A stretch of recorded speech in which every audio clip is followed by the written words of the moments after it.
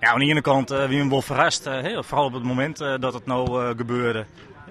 Een aantal dagen voordat eigenlijk de uitslag van het onderzoek commercieel. Aan de andere kant, ja, we gingen destijds wel duidelijk zijn van we willen dat de RVC en dat de directie hierop stapt. Ja, en dat klinkt stom, maar dat doel hebben we haast bereikt. Daar komen we wel op del. En ook hebben we dan zien van ja, hoe kunnen we dan de structuur van de club del zetten? Hoe kunnen we de club JRVN van de supporters en van de sponsoren en de vrijwilligers in samenwerking? Dus ja, dat zijn nou de stappen die volgen worden. En ja, we zitten aardig op koers, lijkt het wel. Ja. Het moment had je hem wel verrast?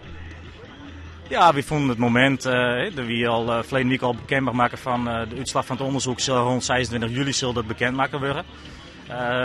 Dus ja, dan ben je, 15 juli, ben je het 10 dagen van tevoren en dan wordt er niet keer opstapt. Ja, dan verbazen wij ons erover. Dus ja, wij zitten van, ja, waarom gebeurt dat nou? En waarom zei ze dan net van, ja, we zijn als RVC demissionair.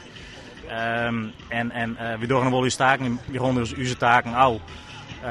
Maar wij wachten dat onderzoek via de rouw. Bij het opstappen van de Raad van Commissarissen en het al eerder voortgaan van Robert Veenstra, is dit skin skip of moeten er net nog meer mensen uit?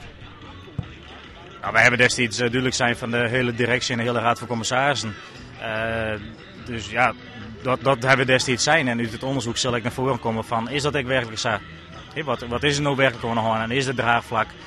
En dan in de tweede fase van wat is er in de diepte, in de financiële zaken, in de organisatie zelf, wat is daar aan de hand? En hoe kunnen we nou dat delgje zetten dat het in de toekomst eigenlijk nooit weer gebeurt? Komt er dus eigenlijk op del, je houdt hem nog even rustig totdat het rapport bekend is en dan moet het zien worden hoe verder.